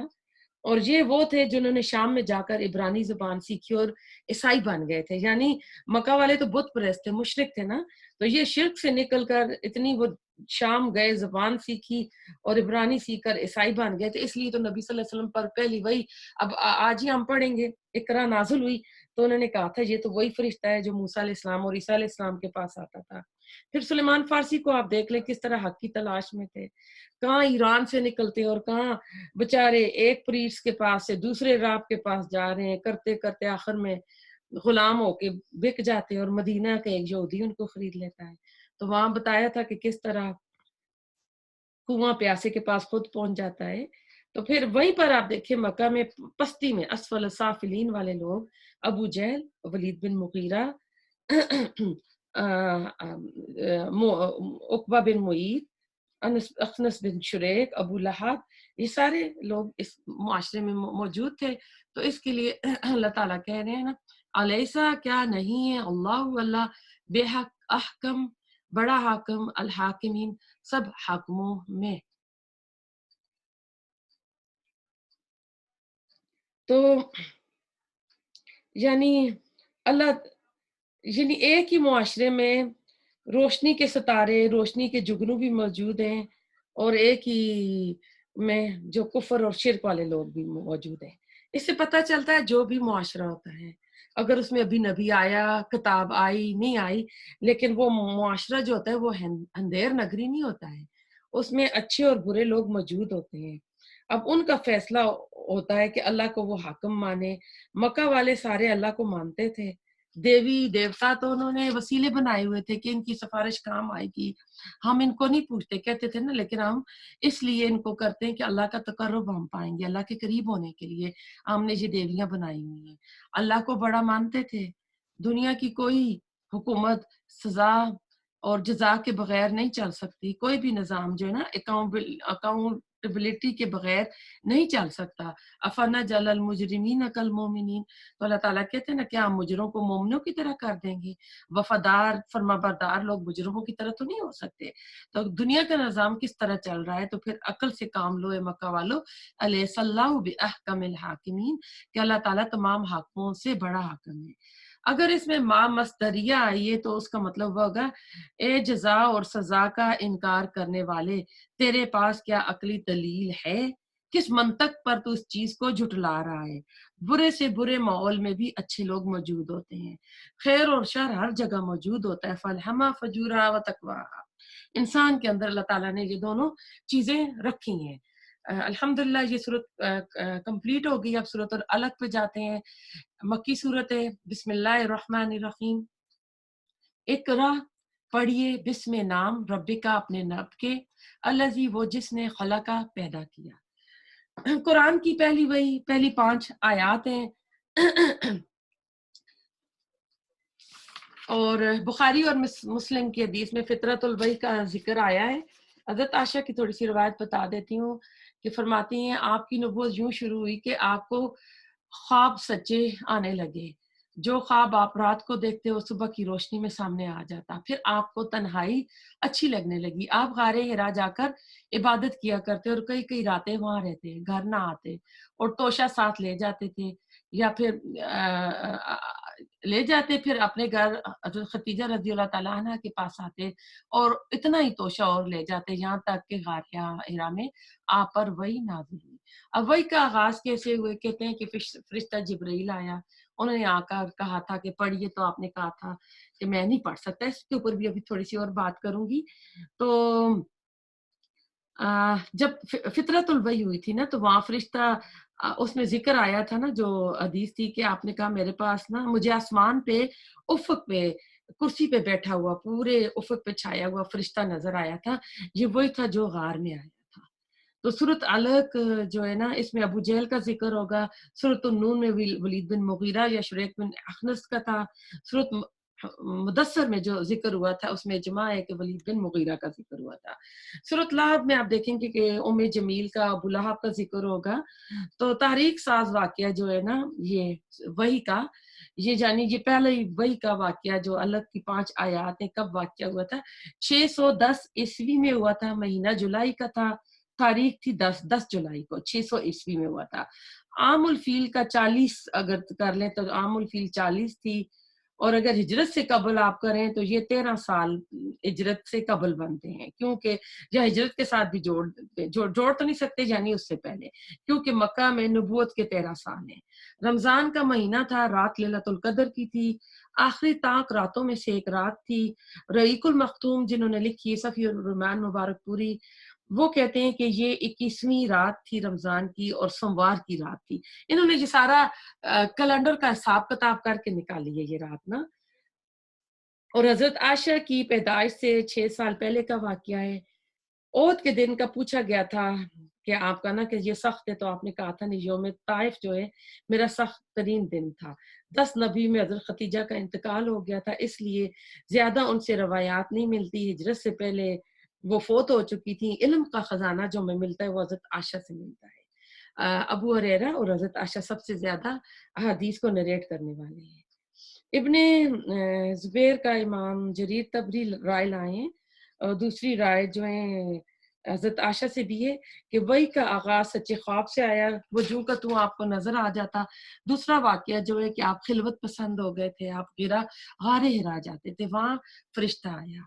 अब फरिश्ता आया तो रवायत में आता है कि आप सो रहे थे और ये ख्वाब नहीं थी, वो आए तो आप जैसे बेदारी में बंदा उठता है ना, तो थोड़ा सा होता है। उन्होंने आपको कहा कि पढ़ो, तो आपने कहा मुझे पढ़ना नहीं आता, तो उन्होंने सीने से भिंचा आपको ना लगाया। तो आ, कहते हैं कि दबीज रेशम के कपड़े पर ये 5 आयात लिखी हुई थी کہہ رہے ہیں اگر وہ پڑھتے نا تو رپیٹ کرنے میں تو رسول اللہ صلی اللہ علیہ وسلم کو کوئی مشکل نہیں تھی. اگر آپ مجھے کہتی ہیں یہ پڑھو آپ کے پیچھے میں پڑھ, آج کل تو چھوٹے بچے طوطا بھی پڑھ لیتا ہے. کہہ رہے ہیں کہ رسول اللہ صلی اللہ علیہ وسلم نے اس لیے کہا تھا, انہوں نے وہ ریشم کا دبیس کپڑا رکھا تھا جس پہ رومال پہ یہ آیت لکھی ہوئی تھی, تو آپ نے کہا تھا مجھے پڑھنا نہیں آتا, کیونکہ آپ پڑھے ہوئے نہیں تھے. اور لکھی ہوئی چیز کوئی ہوتی ہے تو اس کو کہا جاتا ہے پڑھو نا. تو آپ کی تعلیم اس میں آتا ہے نا, علم جب ہم پڑھیں گے اس میں اگلی آیات میں الذی علم بالقلم علم الانسان ما لم یعلم, اگلی آیات میں جو آئے گا کہ آپ کو دیا گیا تعلیم. تو اس میں مولانا مودودی, ابن جرین, زرقانی, بہقی سند لائیں اور سند کو صحیح مانتے ہیں کہ پہلی وحی کے بعد آپ کو تعلیم جو تھی حضرت اسرافیل علیہ السلام نے 3 سال تک دیتے رہے تھے آپ کو. علوم نبوت کی کوئی خاص تعلیم تھی, واللہ عالم. مولانا مودودی فرماتے ہیں اس کا نہ قطعی انکار کیا جا سکتا اور نہ قطعی اقرار. یعنی جیسے اسرائیلی روایات کے بارے میں آتا ہے لا تصدقوا ولا تکذبوا, تو بالکل اس طرح اس روایت کو بھی کہتے ہیں کہ آپ نے اسرافیل علیہ السلام سے 3 سال جو تعلیم لی, نہ اقرار کر سکتے ہیں نہ انکار کر سکتے ہیں, اور کچھ علماء اس کو صحیح مانتے ہیں. اب ایسا ہے کہ یہ پہلی آیت ہے نا, نبوت کا ظہور ہو رہا ہے. اصل میں رسالت کا آغاز سورۃ مدثر کی آیات سے, یہ نبوت کا ظہور ہے, کیونکہ ابھی تو آپ کو صرف کہا گیا آپ پڑھیں. جب مدثر کی آیت آئی ہے تو اس وقت آپ کو کہا گیا کہ آپ جائیں, آپ جا کر بتائیں اور لوگوں کو بھی اقرا پڑھو, پڑھ کر سناؤ, پڑھاؤ نہیں, فعل امر ہے, ریڈ. جیسے اکتب ہوتا ہے نا, بالکل اس طرح. میری عربی لینگویج کے ٹیچر تھے ڈاکٹر مثنہ, جب میں ان سے پڑھ رہی تھی تو وہ اقرا کہیں آئی میری بیٹی, تو حیران ہو کر کہتے ہیں کہ تم نے اس کا نام اقرا کیوں رکھا ہے, یہ تو فعل امر ہے. تو اتفاق سے وہ اقرا کی شادی میں بھی تھے, تو ہنستے تھے, کہتے اقرا کا بیٹا ہوا تو اس کا نام اقرا اکتب رکھے, یعنی اب لکھو. تو اب دیکھیں جو عربی لینگویج جانتے ہیں, جن کو پتہ ہوتا ہے, ان کو پتہ ہے کہ یہ اب فعل امر ہے, یہ نام کیسے بن گیا. لیکن ہم پاکستانیوں نے قرآن میں دیکھ کے اس کو نام بنا دیا. تو کہتے ہیں کہ اپنے نام کی برکت کے ساتھ پڑھو, برکت ہوگی, آسانی ہوگی نا. ربک الذی خلق, قرآن سے قبل جسے ہم تعوذ پڑھتے ہیں نا, اعوذ باللہ من الشیطان الرجیم, اسی طرح تسمیہ بسم اللہ الرحمن الرحیم پڑھنا بھی لازمی ہے. تو دوسرے اب ایسا ہے کہ اس سے مراد قرآن پڑھو, پیشن گوئی کی جا رہی ہے. اب مختلف آ رہا ہے نا اس میں کہ کیا پڑھو. ایک تھا کہ اپنے رب کا نام پڑھو, یہ ضعیف قول ہے. دوسری رائے تھی اپنے نام کی برکت کے ساتھ, اللہ کا نام لوگے تو برکت ہوگی, یعنی قرآن پڑھنے سے پہلے اعوذ باللہ بسم اللہ پڑھنا چاہیے. ایک اور رائے تبری میں آئی ہے کہ لکھا ہوا پڑھو. دوسرے کہتے ہیں اس سے مراد قرآن پڑھو, پیشن گوئی کی جا رہی کہ قرآن اب نازل ہوتا رہے گا. ایک اور رائے کہ حضرت اسرافیل والی روایت کہ وہ تعلیم جو حضرت اسرافیل آپ کو دے رہے تھے, اس تعلیم کو کی بسم اللہ ہو رہی ہے. جیسے ہم بچوں کی بسم اللہ پارٹی کرتے ہیں نا, تو علماء نے اس کے اوپر دیکھیں کمنٹری کی ہے کہ یہ رسول اللہ صلی اللہ علیہ وسلم کی بسم اللہ ہو رہی تھی, جو تعلیم حضرت اسرافیل علیہ السلام نے آپ کو دینی تھی. اب ابتدائی وحی میں رب اور خلق کا لفظ آیا ہے. مدنی صورتوں میں بھی آپ کو یہ رب ملے گا. البقرہ میں جیسے پڑھا تھا ہم نے, یا ایھا الناس اعبدوا ربکم الذی خلقکم, جو آیا ہے نا, اور سورۃ نساء کی بھی آیت میں آیا ہے. تو وہاں بھی اللہ نے یہی کیا جو نکاح کے خطبے میں پڑھی جاتی ہے. تو تخلیق پہلے ہوتی ہے, ربوبیت بعد میں آتی ہے. رب کا لفظ پہلے کیوں آیا ہے, اس پر بھی دیکھیں انہوں نے غور و فکر کیا ہے کہ خالق کیوں نہیں آیا, یہ رب کیوں آیا ہے. تو پہلا تصور ذہن میں ربوبیت کا آتا ہے. بچہ جب تھوڑا سا سمجھدار ہوتا ہے تو ماں کی طرف ہی لپک کر جاتا ہے. دیکھیں ماں ہی اس کو ڈانٹی دبتی ہے, ماں کی گود میں جا کر چپ ہوتا ہے. اور اتنی ساری دیکھیں چھوٹا سا بچہ نہ سمجھ بولتا بھی نہیں ہے, اگر ماں خوبصورت بھی نہیں ہے, کسی محفل پارٹی میں اتنی خوبصورت عورتیں بیٹھی ہوں, لیکن وہ بچہ اپنی ماں ہی کے پاس جاتا ہے. تو یہ رب ہے. خالق کا تصور کہتے ہیں شروع میں نہیں آتا, والدین کے لیے اس لیے آیا نا, رب ارحمہما کما ربیانی صغیرا, تو شعور کی سطح پر پہلا نقش جو انسان کے اوپر جمتا ہے وہ ربوبیت کا ہے. بندہ بعد میں فلسفیانہ سوچ سوچتا ہے یہ کائنات کس نے بنائی، اللہ کون ہے، خالق کا تصور کیا ہے. ابھی کسی اسکالر کا کوئی لیکچر یوٹیوب پہ دیکھ رہے تھے تو انہوں نے اس سے پہلے کسی نان مسلم چھوٹی بچی یا بچہ تھا، وہ باپ سے کہہ رہا تھا عیسیٰ علیہ السلام کے بارے میں نا، if he is a God. تو وہ کہہ رہے تھے کہ وہ کب عیسیٰ علیہ السلام وہاں سرچ کرنے گئے تو اس بچہ کہہ رہا تھا باپ کو if he is a god why he is searching there نا. تو میں نے کہا ایک چھوٹے سے بچے کا دیکھو ذہن کام کر رہا ہے. تو یہ ہوتا ہے کہ پھر وہ جو ایک تصور آتا ہے نا فلسفیانہ سوچ کہ یہ دنیا کیوں بنی، اللہ کو کس نے بنایا، جب اللہ ہی نے سب کو بنایا تو پھر اللہ کیسے کسی چیز کی سرچ کرنے کے لیے جائے گا. تو خالق کا تصور ہمیشہ رب کے بعد آتا ہے. را با با اس کا روٹ ورڈ ہے اور اس کا ایک مادہ جو آتا ہے را با واؤ بھی آتا ہے. تو اصل میں کہتے ہیں یہ ایک ہی چیز ہے، را با واؤ اور را با با آ جائے تو جیسے وہ قد خواب من دسا آیا نا، دال سین سین دال سین واؤ بھی ہوتا ہے. تو کہتے ہیں یہ یا واؤ آ جائے اس سے یہ الگ نہیں ہوتا بلکہ باب تفعیل میں حرف علت کی شکل اختیار کر لیتا ہے، مادہ ایک ہی ہوتا ہے. ربا یربی اس میں تربیت ہے. امام راضی نے لکھا ہے مادہ ایک ہی ہے باب تفعیل میں، رب جیسے نا جیسے شک ہوتا ہے نا اور دس ہوتا ہے دسا ہو جاتا ہے، رب را با یا را با واؤ تو وہ بن جاتا ہے را با بن جاتا ہے.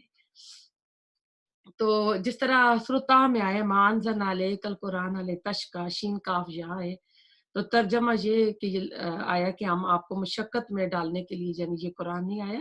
تو دراصل یہ مادہ ایک ہی ہوتا ہے، کسی جگہ شک آ جاتا ہے. اب اللہ تعالیٰ کی خلاقی کی عظمت اس میں بیان کی جا رہی ہے. یہ جو ہے خلقہ اس نے پیدا کیا الانسان انسان کو من الگ جمے ہوئے خون سے. تو ایک دم سے انسان کی تخلیق کا ذکر آ گیا، حالانکہ اللہ نے کائنات بھی بنائی، کائنات کی بڑی بڑی چیزیں بنائی ہیں، گلیکسیز بنائی ہیں. کل جو تخلیقات اللہ تعالیٰ نے بنائی ہے نا، اللہ تعالیٰ کی تخلیقات کا نقطہ عروج انسان ہے. خلقتہ بیدیہ ونفخت من روحی، اللہ تعالیٰ نے جس کو اپنے ہاتھ سے بنایا، فرشتوں سے سجدہ کرایا. من علق عظیم مخلوق ہے، پیدا کس چیز سے ہوئی ہے؟ گندے پانی کے قطرے سے. اور اس کا ترجمہ علق کا ہر جگہ جمع ہوا خون کیا جاتا ہے. تو انسان کے حیوانی وجود کا تذکرہ ادھر ہو رہا ہے، روح کی بات نہیں ہو رہی ہے. روح کو تو بہت پہلے اللہ تعالیٰ نے بنا کے عالم ارواح میں ان سے عہد الس لے کے ان کو تو کہیں سلا دیا تھا، اس کے بہت بعد یہ حیوانی وجود جو ہے نا بنایا تھا. جدید سائنس کہتی ہے مخلوقات زمینی کا مادہ زمینی سے، ان سب کا جو کلائمیکس ہے نا انسان ہے. انسان حیاتی عرضی کی بلند ترین مخلوق ہے. ادھر اللہ تعالیٰ کی خلاقی کی جو قوت ہے اس کا آپ اندازہ کریں، غور کریں. انسان عظیم ہے، لقد خلقنا الانسان فی احسن تقویم. اللہ کی قدرت کا مظہر ہے کہ اللہ تعالیٰ نے کس چیز سے پیدا کیا ہے. پھٹکی بوند جمع ہوا خون، پہلی آیت کے ساتھ ربط ہے علق جمع ہوا خون، اگلی تین آیات کا بھی اسی کے ساتھ ربط ہوگا. عین لام کاف دیکھیں، علق کے ساتھ جمع ہوا خون کا جو ترجمہ ہے کوئی ججتا نہیں ہے. الگ سے علاقہ ہو سکتا ہے، متعلق ہو سکتا ہے، تو خون کی بوند کس طرح اس میں آ گئی. تو تفسیر کے علم کا نقطہ ہے کہ ادھر بھی صحابہ اکرام اور پرانے مفسر تو ایک طرف ہیں، دوسری طرف سائنسی ترقی جو ہو رہی ہے آج 1400 سال پہلے والی جو تھی نا وہ والی اگر کوئی بات ہے تو وہ نہیں لیں گے. آج جو چیز ہے نا حدیث موجود ہے. آپ مدینہ آئے ایک نا کہ مدینہ والے کھجور کے پودے لگا رہے تھے، آپ کاش زراعت سے واقف نہیں تھے. آپ نے کہا کہ یہ ساتھ ساتھ کیوں نر اور مادہ لگا رہے تھے کہ پھل زیادہ آئے نا، تو آپ یعنی یہ کیوں اس طرح ان کو پلانٹ کر رہے ہیں نا، تو اللہ تو کر دے گا. تو انہوں نے رسول اللہ علیہ وسلم کی بات پہ عمل کیا، لیکن اس سال پھر فصل نہیں آئی تو انہوں نے آ کر کہا کہ فصل نہیں ہوئی ہے نا، کم ہوئی ہے. پھر آپ نے کہا میرا یہ حکم نہیں تھا، دنیاوی معاملات میں تم مجھ سے زیادہ جانتے ہو. اب وہ آیات جو سائنس جن کو آج کی زیادہ ٹیکنالوجی اس کو زیادہ ڈسکور کر رہی ہے نا، تو پھر اس میں ہم جو پرانے اقوال ہیں اس کو نہیں لیں گے. لیکن احکام شریعت میں آخری سند جو ہوگی وہ رسول اللہ صلی اللہ علیہ وسلم ہے. جو احکامات ہیں ہم وہاں رسول اللہ صلی اللہ علیہ وسلم کے قدموں میں جا کر گر جائیں گے. سائنس اور ٹیکنالوجی کے علوم میں یہ ایک فن ہے، انسانی علم میں، اس میں ان کی بات यानी वो जो पुरानी सल्फ की बात है, ताबीन की, साहबा कराम की, वो बात आखिरी नहीं होगी, क्योंकि कुरान जो है क़यामत तक के लिए, ये मौजज़ा है, क़यामत तक के लिए नाज़िल हुआ है। तो जमा हुआ खून क्यों आया ना? जी, वो इसलिए हुआ कि उस ज़माने में जब मिसकैरेज हुआ करता था, तो जब नज़र आता था तो वो जमा हुआ खून ही निकलता था। जब वो आपको पता है ना, जब ब्लीडिंग शुरू होती तो उसमें जमे-जमे लोथड़े आते हैं, तो यही होता था कि ये बच्चा इससे बना हुआ है। नुत्फ़े को तो वो जानते थे, अलग को उन्होंने जमा हुआ खून किया। इसके बाद मुज़ग़ा आता है, लोथड़ा, ये भी कभी अज़ा के यानी आता है कि गैर मुख़ल्लक़ा और मुख़ल्लक़ा के, कभी वो उसके कहते हैं ना जो बच्चा बनता है तो उसके स्टेजेस होते हैं, कभी वो बिल्कुल उसके आँख, नाक, अज़ा वाज़ेह नहीं होते, और कभी उस सिचुएशन में बच्चा ज़ाया हो जाता है, और कभी जो है उसके वाज़ेह हो रहती हैं, जो एम्ब्रियोलॉजी का इल्म है ना वो। तो एद हाज़िर के जो उलमा है ना, मिस्री उलमा ने इसके ऊपर बहुत काम किया है। कनाडा में ये मैं आई थिंक सूरत दहर में आपको मैं बता चुकी हूँ, इल्म जनीन के माहिर जो है ना एम्ब्रियोलॉजी के, वो हैरान है कि रसूलुल्लाह सल्लल्लाहु अलैहि वसल्लम को 1400 साल पहले ये सही-सही ताबीरात कैसे पता थी। अब देखें, एक नुतफ़ा आया है, एक नुतफ़ा अमशाज आया है, जब औरत के एक से मिल जाता है, फिर अलग बनता है, फिर मुज़ग़ा बनता है, फिर वो गैर मुहल्लक़ा होता है, बगैर फिर हो जाता है, यानी वाज़िया और गैर वाज़िया, और सूरत दार में इसका बयान हो चुका है, और सूरत क़यामा में नुतफ़तन मिन मनी या युमना आया है। फिर वहीं पे नुत्फ़ा अमशाज भी आया है कि औरत का बीज़ा एक सेल है औरत का, और मेल का स्पर्म है, दोनों मिलकर एक सेल बन जाता है, तो ये नुत्फ़ा अमशाज बन जाता है। इन्ना खलक़नल इंसाना फ़ी मिन नुत्फ़तिन अमशाज नब्तलीहि, होता आता है इम्मा शाकिरा व इम्मा कफूरा। सूरत दाहर की जो आयत थी और सूरत क़यामा की जो आखिरी आयत थी, तो अभी माँ के रहम में नहीं जाता। ये जो अलग है ना, ये वो सिचुएशन है कि अभी वो माँ के रहम मादर में नहीं है। यानी वो जो औरत का, फीमेल का जो बेज़ा है ना, वो स्पर्म को इस्तकबाल करने के लिए उधर से निकल के आगे आता है। दोनों मिल जाते हैं, जब दोनों मिल जाते हैं तो वो आता है नुत्फ़तन अमशाज, तो एक सेल बन जाते हैं। फिर ये अंदर तैरता हुआ अंदर जाता है, फिर यूट्रस की दीवार के साथ चिपक जाता है। जैसे बबल गम के ऊपर ना, वो जो डॉक्टर है उन्होंने अपने दाँत के निशान लगा के कहा कि ये उस शक्ल में होता है, और जोंक जैसे नहीं होती, जोंक चिपक जाती है और खून लेती है, तो ऐसे चिपक के ये अपनी खुराक चूसता रहता है। तो शक में मादर के साथ जुड़कर लटका हुआ होता है, ये अलग है। आता है ना कि जो जिसकी 2 बीवियाँ होंगी, उसने अगर उनका ठीक हक नहीं अदा किया होगा, तो क़यामत के दिन वो उस मुअल्लक़ वजूद के साथ आएगा, और रूह मुअल्लक़ भी होती है, कुछ रूहें अपने ठिकाने पे पहुँच जाती हैं, और जो कुछ रूह होती हैं मुअल्लक़ होती हैं, अपने यानी असली जगह नहीं पहुँचती हैं, सिज्जीन और इल्लीजीन में, तो मुअल्लक़ उससे आया है। तो अल्लाह ताला कहते हैं कुरान में, सुनुरिय्यिम मिन आयातिना फिल आफ़ाक़ि वल अनफुस, ना कि हम कायनात में भी अपनी निशानियाँ दिखाएँगे, और तुम्हारे नफ्स में भी। और इंसान के नफ्स में तो आप देख लें कि एक नाक को ही देख लें। मेरी उस दिन ईएनटी के पास थी, तो वो अंदर ले गया कैमरा, तो मैं तो हैरान कि नाक के अंदर क्या कुछ है।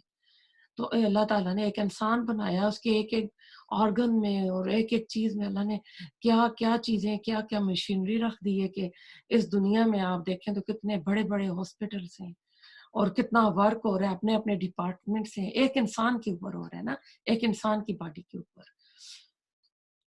तो आयत नंबर 3 पे चलते हैं। इक़रा पढ़िए व रब्बुका, और रब आपका अल अकरम सबसे ज़्यादा करम वाला है। पढ़, तुम्हारा रब बड़ा करीम है। तो अरब जब किसी की तारीफ़ करना चाहते थे ना, तो उनके पास अकरम करीम से कोई ऊँचा लफ्ज़ नहीं होता था। मैं पहले भी आपको ये रिवायत बताई है, तबूक के से वापस आ रहे थे। धूप की शिद्दत होती थी, जो भी जस यानी फ़ौजी दस्ता गया हुआ है, तो आपको पता है कि वहाँ तो एक-एक घने दरख्त नहीं होते हैं, कोई टीला इधर है, कोई दरख्त उधर है। तो ये दोपहर में बिखर जाते थे, कोई इस दरख्त के नीचे, कोई इस दरख्त के नीचे। तो रसूलुल्लाह सल्लल्लाहु अलैहि वसल्लम भी एक दरख्त के नीचे अकेले हो गए थे।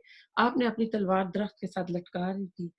इतने में एक काफ़िर का उधर से गुज़र हुआ, उसने तलवार उठाई, और आपके पा ऊपर उसने तलवार तान ली, और कहता है कि बताओ, अब आपको मुझसे कौन छुड़ाएगा?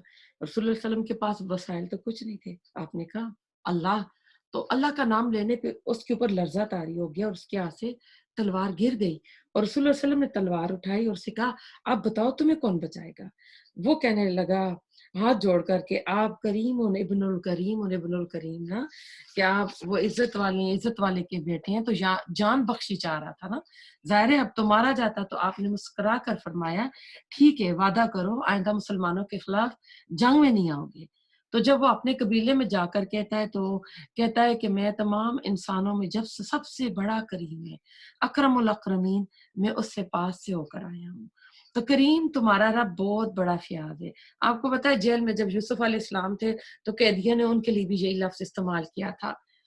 تو اب ایسا ہے کہ رسول اللہ صلی اللہ علیہ وسلم کو تسلی تشفی دی جا رہی ہے کہ آگے وقت مشکل آ رہا ہے، اللہ تعالیٰ آپ کے ساتھ ہے، اللہ تعالیٰ شفقت کا معاملہ کرے گا۔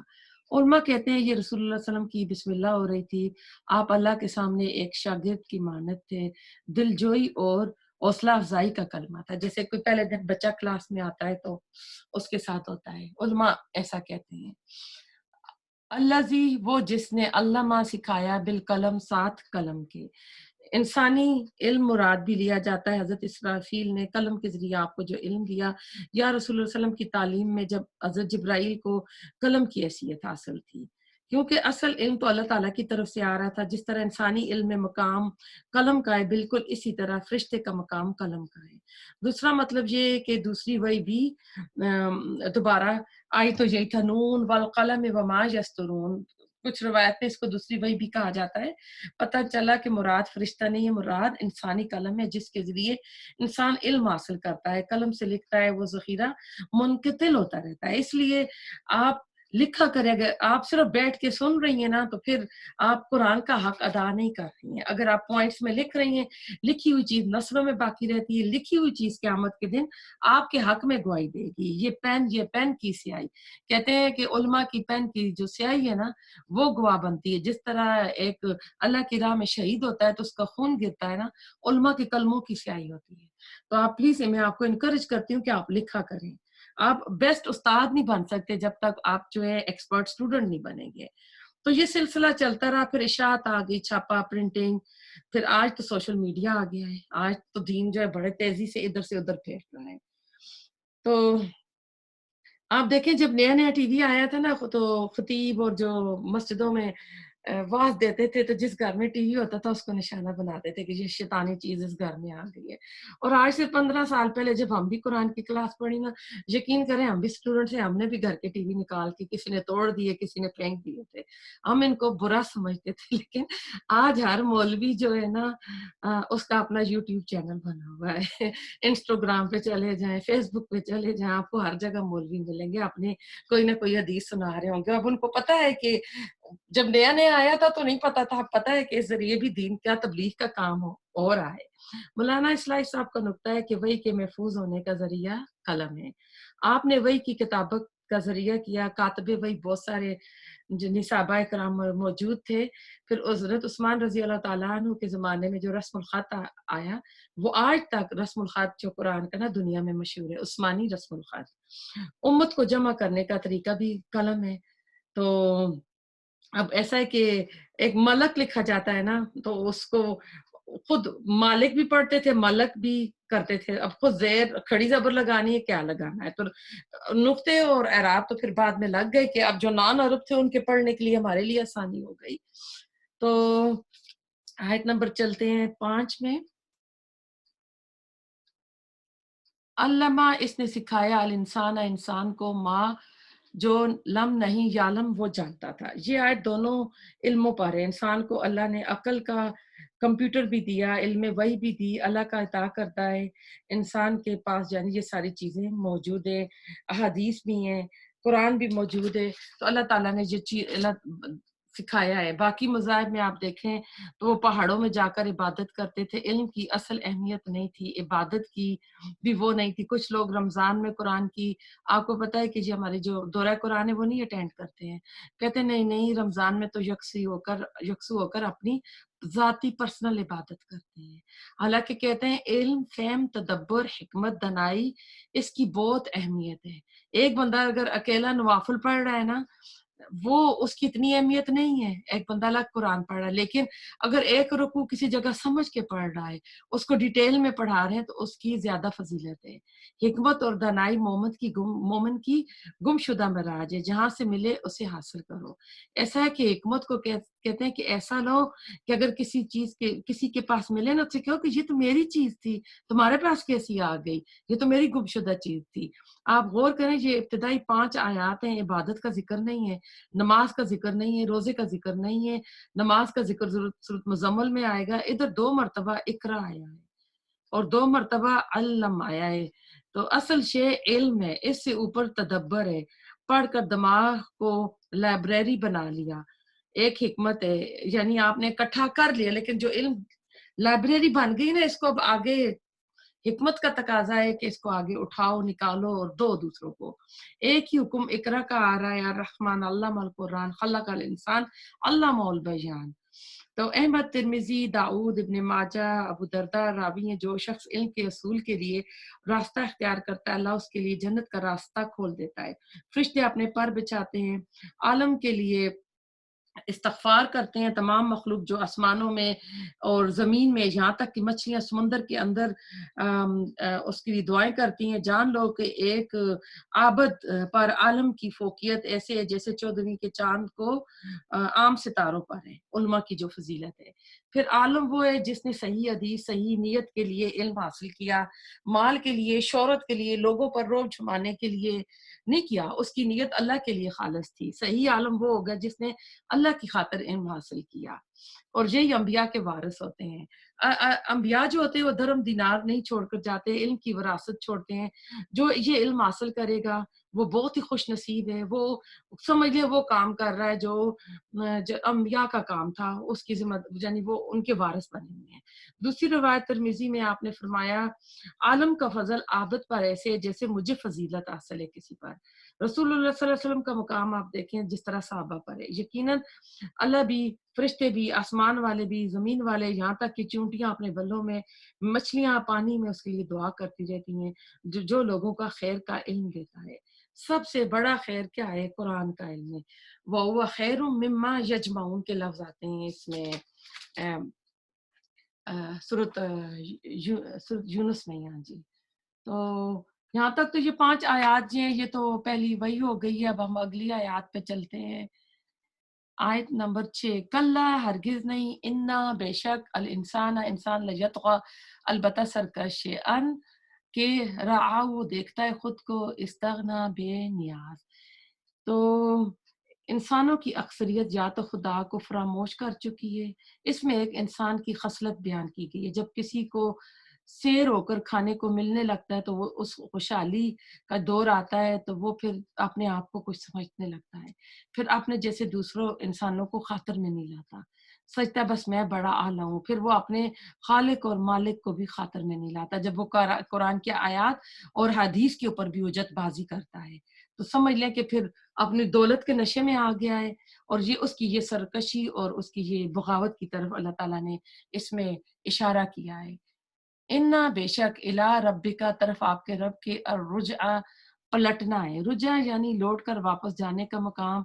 انسان دنیا میں خواہ کتنا ہی ملین بلینئر بن جائے، سپر پاور بن جائے، چاہے کتنا ہی سرکش بن جائے، ساری دنیا کو اپنے کنٹرول میں لے، ہلاکو خان بن جائے، جو اس کا دادا تھا وہ چنگیز خان بن جائے، لیکن کیا ہے، واپسی کہاں ہوگی؟ اپنے ربی کے پاس جانا ہے. اس وقت اس سے معلوم ہو جائے گا جو تکبر رانہ روش اس نے اختیار کی تھی. آیت نمبر 9، ارائیتا کیا دیکھا آپ نے، الذی اس شخص کو جو ینہا روکتا ہے. یہ 12 آگے تک جائیں گے. ابدن ایک بندے کو، اذا جب صلی وہ نماز پڑھتا ہے.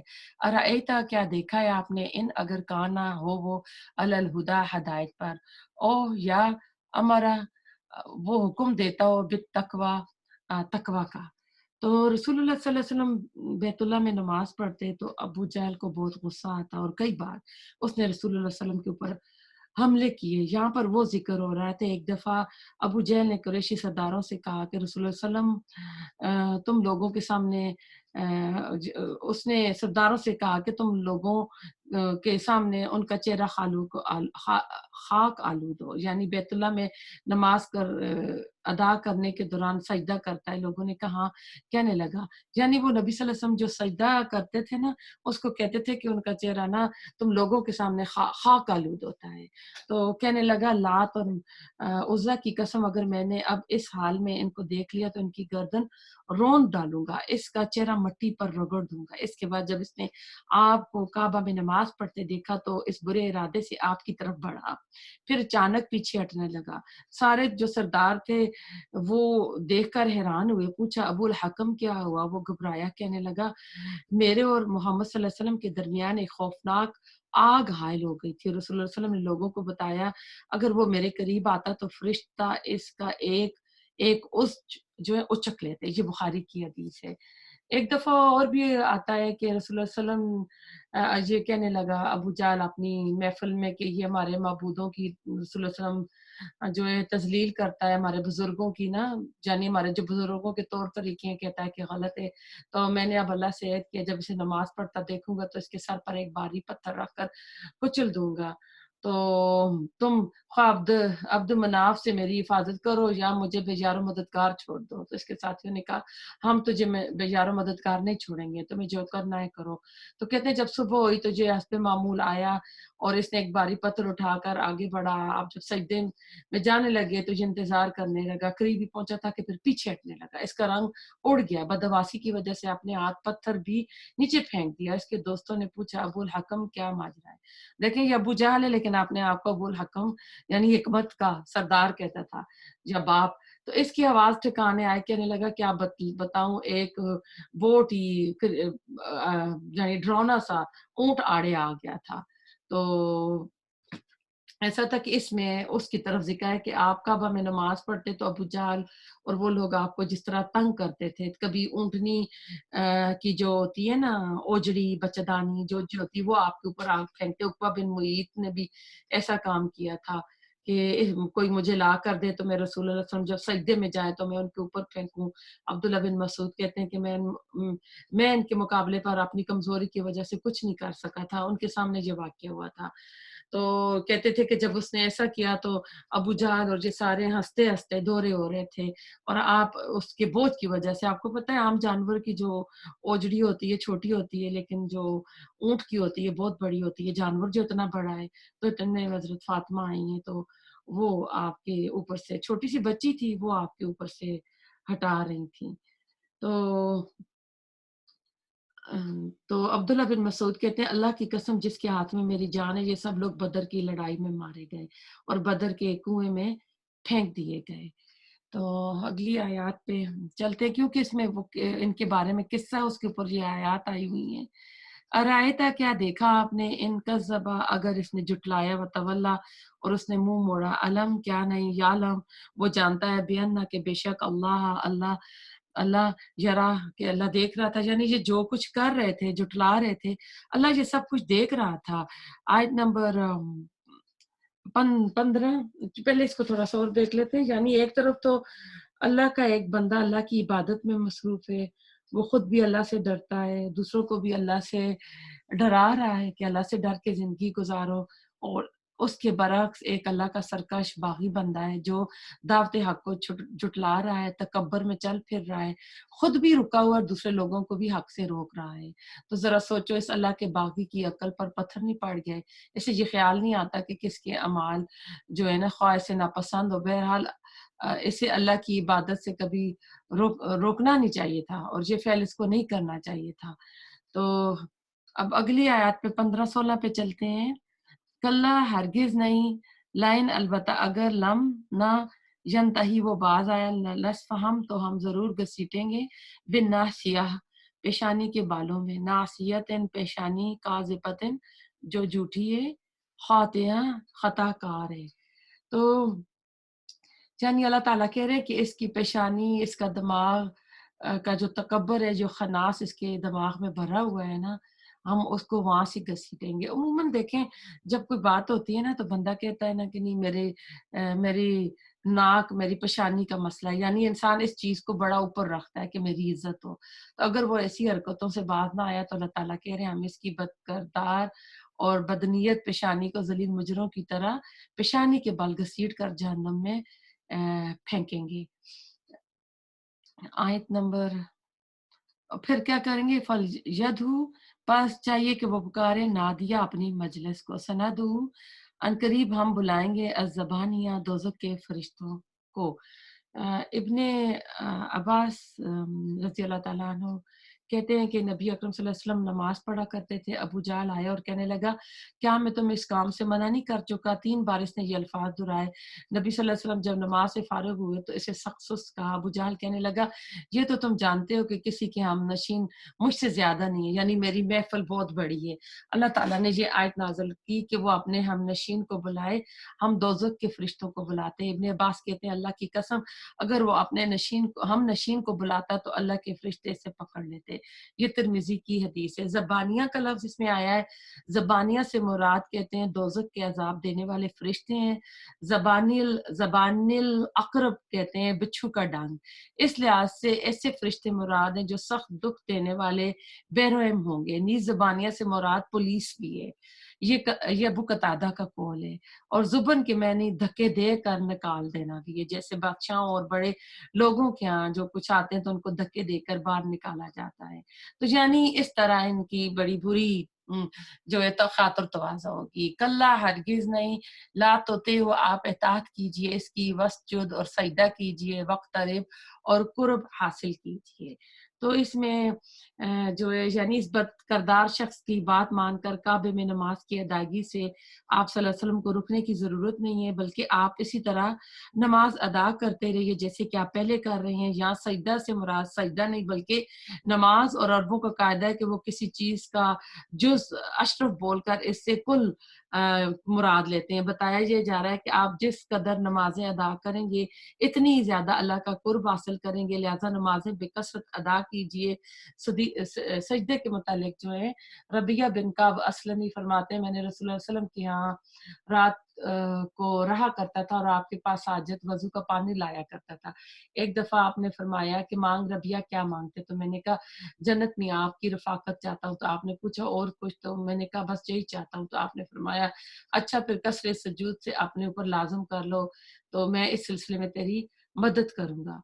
तो इस सूरत के इख्तिताम पर सजदे तिलावत करना चाहिए। अबू हुरैरा फरमाते हैं, हमने रसूलुल्लाह सल्लल्लाहु अलैहि वसल्लम के साथ सूरत इज़्ज़त समा, उनशक्कत और सूरत इक़रा पढ़ी तो फिर हमने सजदा किया था। तो अभी आप सजदा करें तो इसके बाद फिर दोबारा जो है हम लोग 2 अगली सूरत जो है करते हैं। छोटे से 2 मिनट का आपको वक़्फ़ा दे रही हूँ।